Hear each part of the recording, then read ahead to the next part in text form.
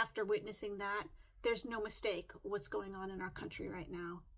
Elon isn't even trying to hide it. They're not trying to hide it.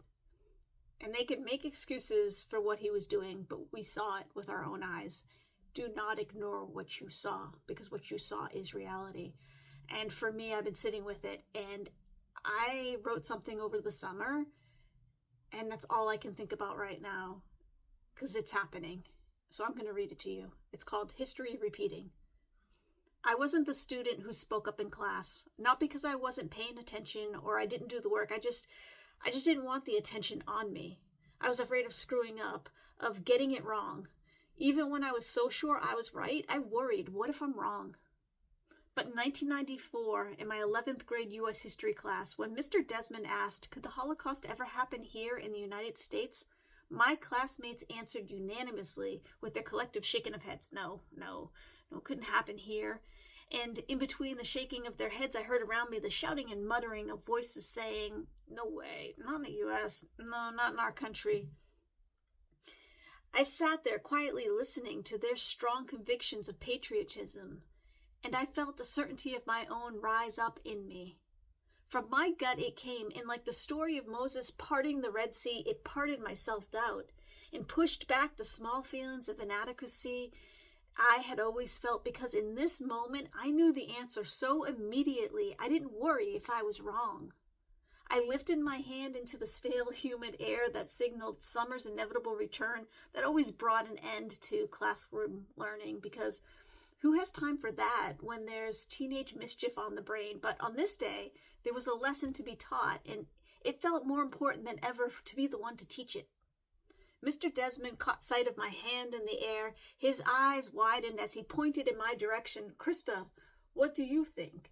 And without missing a beat, I began to speak up, while actively noticing I was listening to my own voice. My nerves do that to me, and so I had to tune myself out as I said, yes, it could.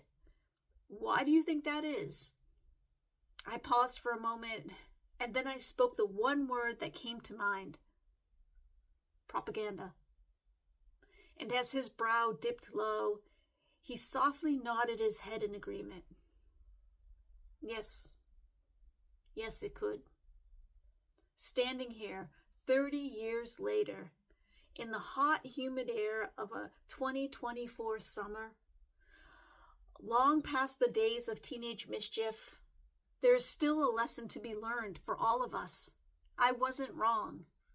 He wasn't wrong. It can, and it is happening. History is repeating. That's the poem. We need to realize right now, history is repeating. That wasn't a one-off. That was a signal. That is a signal that the right is going to go full on Holocaust. I'm not joking. We're in it. So we need to be awake. We need to resist it. And that means not bending the knee. That means standing up for your convictions of what you know is right, what you know is wrong, what you know you should be doing. Which side of history do you want to be on right now? That's the question you need to ask yourself. What side of history do you want to be on? And I am talking to you. I'm talking to the person who just wants to hide in the corner and say, you know what, this is too much. No, you need to be fighting. You need to be fighting for yourself. You need to be fighting for me. You need to be fighting for others, as I will be doing for you and for others and for myself. Take your breaks. Rest. Live your best life. But you can live your best life and also stand up for what is right, for what is just. You can do both of those things. It's not one or the other. Rest when you need to. Take care of your mental health, absolutely. But don't sit this out.